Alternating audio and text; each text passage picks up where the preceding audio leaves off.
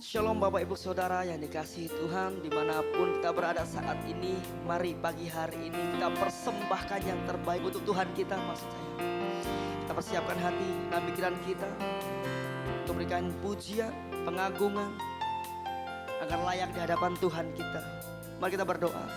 Terima kasih Bapa atas penyertaan-Mu, atas anugerah-Mu Tuhan, kasih-Mu begitu nyata menyertai kami. Bapa yang baik, Saudara Tuhan, kami akan memuji nama-Mu, pakai hati kami Tuhan, layakkan kami Tuhan, agar seturut kehendak-Mu, di dalam nama-Mu, haleluya, amin. Engkaulah kekuatanku, tempat perlindunganku, saat badai menerpa. Aku tak akan goyah, aku tak akan goyah, sebab Kau sertaku. Mari nyatakan, sejauh langit dari bumi, begitu besarnya kasih-Mu, penuhi hati kami yang rindu menyembah-Mu, Yesus. Sejauh langit dari bumi, begitu besarnya kasih-Mu. Kaulah Tuhan, kekuatanku, sukacita-Mu. Dari awal lagu ini kita nyanyikan bersama-sama dengan iman percaya, nyatakan, Engkaulah kekuatanku, tempat perlindunganku, saat badai menerpa. Katakan, aku tak akan goyah. Dengan percaya, aku tak akan goyah, sebab Kau sertaku. Sejauh langit, sejauh langit dari bumi, begitu besarnya kasih-Mu, penuhi hati kami yang rindu menyembah-Mu, Yesus. Sejauh langit dari bumi, begitu besarnya kasih-Mu. Kaulah Tuhan, kekuatanku, sukacitaku.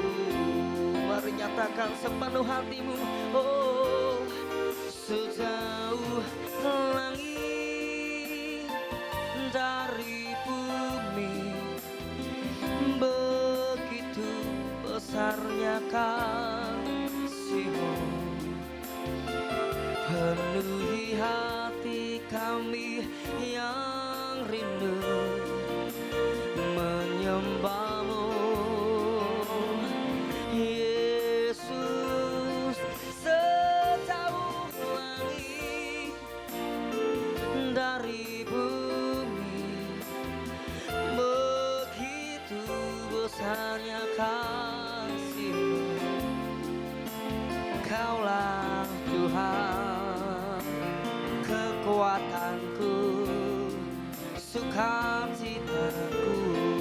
Kaulah Tuhan, oh, Kaulah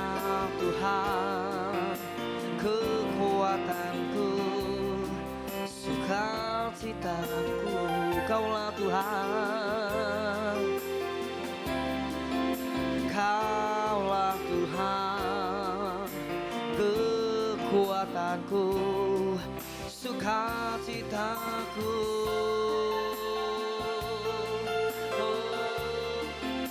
Yang terbaik bagimu Tuhan, yang terbaik bagimu kami persembahkan. Haleluya. Terima kasih Tuhan.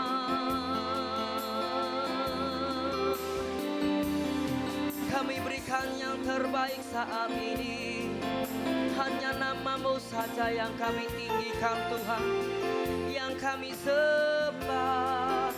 Engkau tempat perlindungan kami, tempat perlindungan kami Tuhan, kota benteng kami. Oh, terima kasih Tuhan atas penyertaan-Mu, atas kasih-Mu, atas lawatan-Mu Tuhan. Oh, haleluya. Shikanalayamu, inalayamu, ya papa ya masih kenalayamu, ora papa ya masih kenalayamu. Kinarala masih kinalayamu, kinarala papa, kinarala pasti kinarala papa, kinarala papa. Terima kasih Bapa atas penyertaan-Mu. Segala pujian syukur kami hanya layak bagi-Mu Tuhan. Bukan dengan kekuatan kami Tuhan. Persembahan yang terbaik Tuhan, yaitu persembahan hati kami tertuju pada Engkau. Terima kasih Bapa. Terima kasih Yesus. Berkati Tuhan, sebentar kami akan mendengarkan sabda firman-Mu. Pakai telinga kami Tuhan, pakai hati kami Tuhan, agar terfokus padamu Bapa. Hanya di dalam nama-Mu Yesus kami siap, kami ucap syukur. Amin. Shalom Bapak Ibu Saudara yang terkasih di dalam nama Tuhan Yesus Kristus. Kita berjumpa di dalam doa pagi. Gereja masih memiliki tema yang sama dan subtema pagi hari ini adalah Roh Kudus membuat Allah di pihak kita. Wow, satu tema yang begitu luar biasa, di mana ketika Roh Allah ada di dalam hati kita, kita menjadi orang yang lebih dahsyat. Karena Allah ada di pihak kita. Ketika Roh Kudus hidup di dalam hati kita langkah kaki kita selalu bersama Roh Kudus, maka segala perkara yang kita hadapi, Allah ada di pihak kita. Sekalipun mungkin banyak rintangan, sekalipun mungkin banyak penghalang, atau sekalipun orang-orang mau mencelakai hidup kita, tetapi ketika ada Roh Kudus di dalam hidup kita, ketika kita melangkah, ketika kita menghadapinya bersama-sama dengan Roh Kudus, dan Allah di pihak kita, dan Allah pasti memberikan kemenangan di dalam setiap kehidupan kita. Saya percaya kehidupan kita hari-hari ini mengalami begitu banyak masalah. Saya percaya begitu banyak tekanan, atau bahkan masalah demi masalah itu sepertinya kok tidak selesai. Sepertinya tidak rampung-rampung, kok ada masalah saja. Tetapi ingat bahwa Allah memberikan Roh Kudus di dalam hidup kita. Dia akan menjadi penuntun hidup kita. Dan janji Allah adalah membuat kita jadi pemenang. Karena Allah ada di pihak kita. Mari kita sama-sama belajar. Mari kita buka di dalam firman Tuhan. Di dalam Roma pasal 8 ayat ke-31.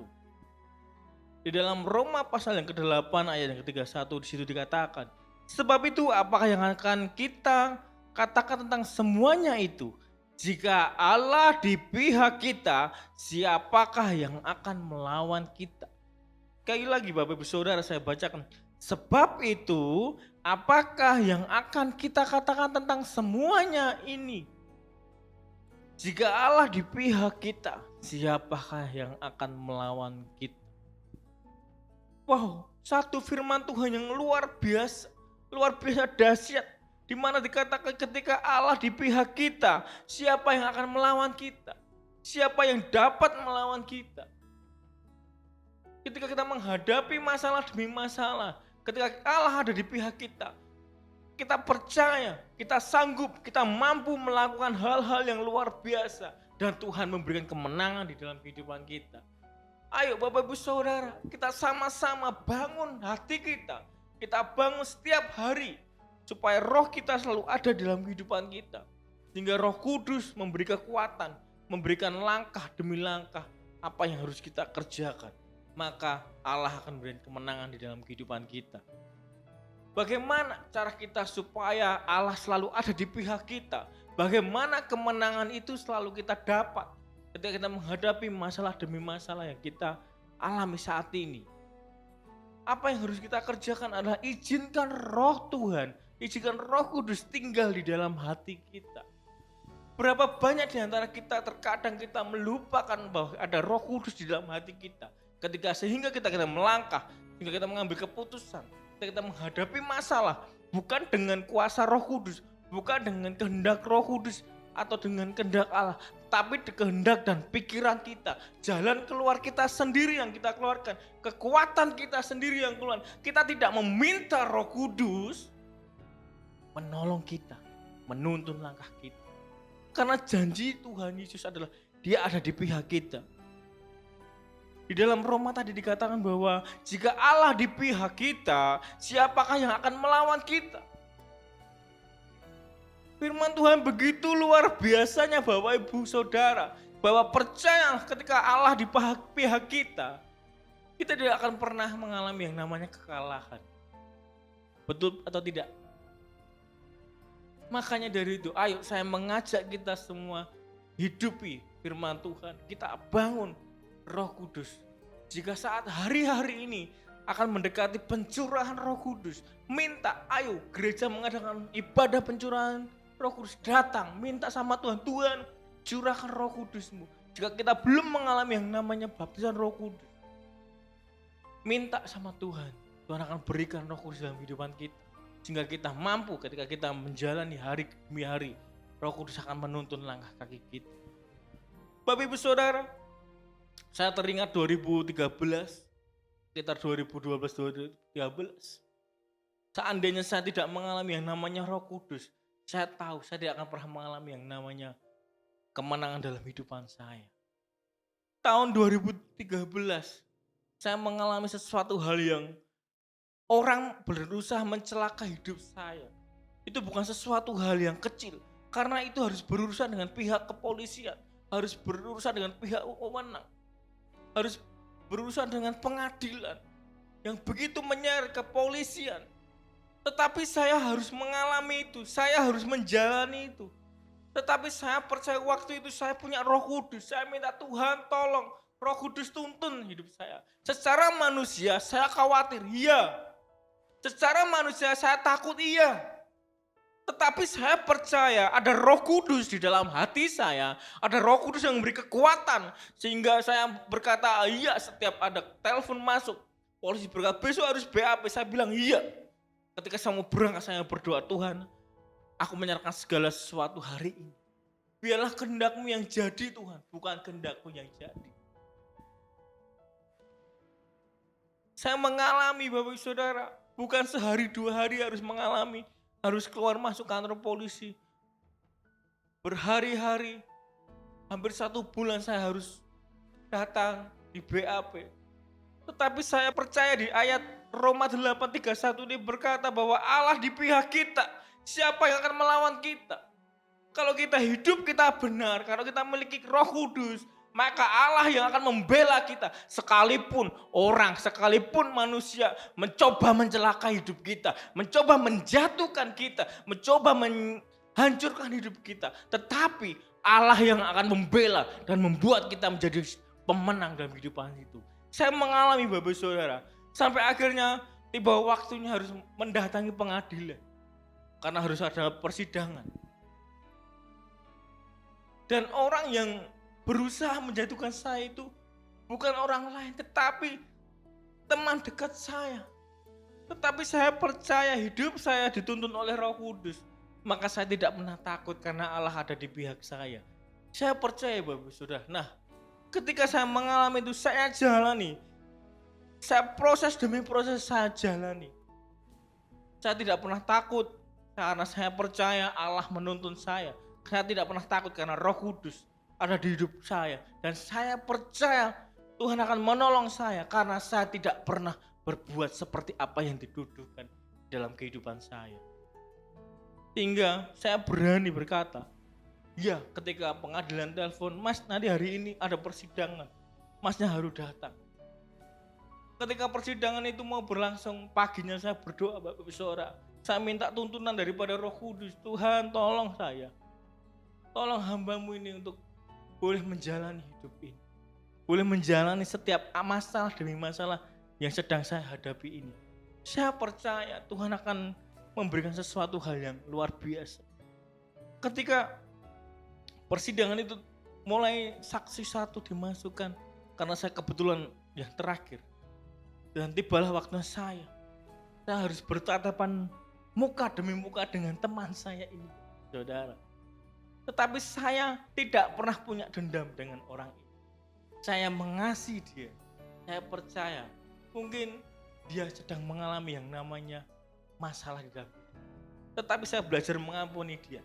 Sampai hari ini saya mengampuni dia, Bapak Saudara. Nah, ketika persidangan terjadi, disampaikan dan saya mengatakan apa yang terjadi sesungguhnya. Hakim itu bilang, seharusnya Mas ini tidak perlu dibawa. Dia tidak punya hubungan apapun dengan tersangka. Wow. Bapak Ibu Saudara, hari itu saya benar-benar menangis.